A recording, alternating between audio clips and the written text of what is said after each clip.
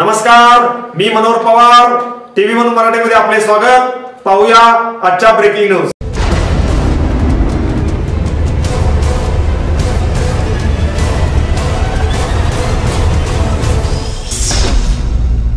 पाचापूर तालुका जत येथे जर्सी गायीवर 2 लांडग्याने हल्ला करून गायीला केले ठार, 50,000चे नुकसान। पाचापूर तालुका जत या गावापासून अर्धा किलोमीटर अंतरावर असलेल्या राम चव्हाण यांची 4 जर्सीची जनावरे आहेत। शनिवारी सकाळी 9:30 वाजता ते बाजूला रानात गवत असल्याने जनावरे बांधली व घरात सर्वजण जेवणासाठी आले असता अचानक 2 लांडग्यांनी एका गायीवर हल्ला चढविला। त्या हल्ल्यात गायीला ठार केले। गायीने हंबरडा फोडताच राम चव्हाण व घरातील सर्वजण पळून जाताना या लांडग्याने धूम ठोकले, मात्र जखमी गाय लागलीच मरण पावली। ऐन दुष्काळात या शेतकऱ्याचे 50,000चे नुकसान झाले असून फॉरेस्ट विभागाने या ठिकाणी तातडीने पंचनामा करून शासकीय मदत मिळवून द्यावी अशी मागणी या शेतकऱ्यांनी केली आहे। पाचापूर तालुका जत या परिसरात 20 ते 25 लांडग्यांचा कळप असून शेळ्या, मेंढ्या व गाई गुरावर दिवसा हल्ला करत असून याचा बंदोबस्त करावा अशी मागणी या परिसरातील शेतकऱ्यांनी केली आहे।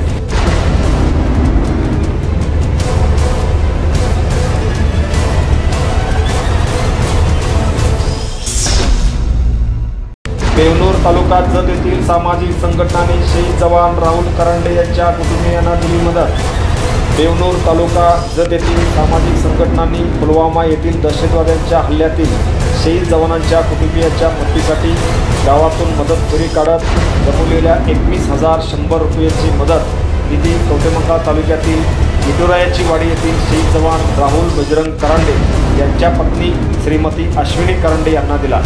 यात संभाजी ब्रिगेड बेवनूर शाखेच्या वतीने शिवजयंती सोहळा साध्या पद्धतीने साजरा केला।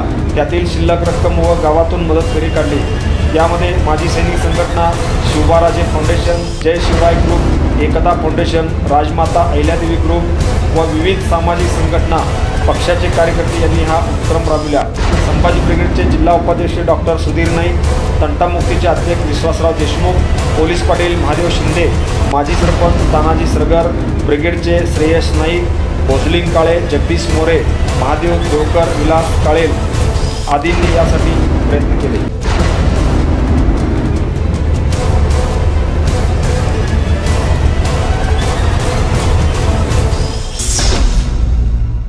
जत पोलीस ठाणे आवारातील चोरलेल्या ट्रॅक्टरसह संशयित आरोपी जत पोलिसांनी केला जेरबंद। जत पोलीस ठाण्याच्या हद्दीतील वाळू तस्करी करताना जतचे तहसीलदार यांनी ट्रॅक्टर आणून जत पोलीस ठाण्याच्या आवारात लावला होता, मात्र संशयित आरोपी वाळेखिंडी तालुका जत येथील प्रवीण पोपट शिंदे याला ट्रॅक्टरसह जत पोलीस ठाण्यातील उपनिरीक्षक रणजित गुंडरे यांनी जेरबंद केले।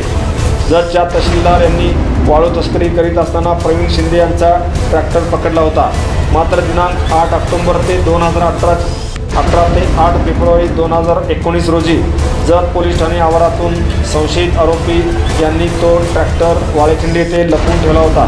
2 दिवसापूर्वी याची माहिती जत पोलिसांना मिळताच जत पोलीस ठाण्याचे पोलीस उपनिरीक्षक रणजित गुंडरे, पोलीस नाईक उमर फकीर, प्रशांत गुरव, केरबा चव्हाण, संतोष चव्हाण, सागर पाटील यांच्या पथकाने कारवाई करून संशयित आरोपींसह ट्रॅक्टर जेरबंद करून जत पोलीस ठाण्याच्या आवारात आणून लावला।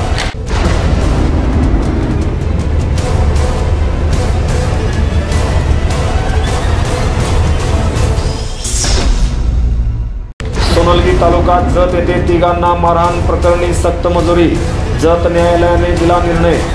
सोनलगी तालुका जत येथे शेतजमिनीच्या वादातून रमजानसाब बरडोल यांना शबीर नबीसाब चांदकर, महबूब नबीसाब चांदकर, शबाना शबीर चांदकर सर्व राहणार सोनलगी तालुका जत यांनी मारहाण करून जखमी केल्याप्रकरणी तिघांना 3.5 वर्षे सक्त मजुरी व दंडाची शिक्षा जत येथील प्रथम वर्ग न्याय दंडाधिकारी SR पाटील यांनी सुनावली।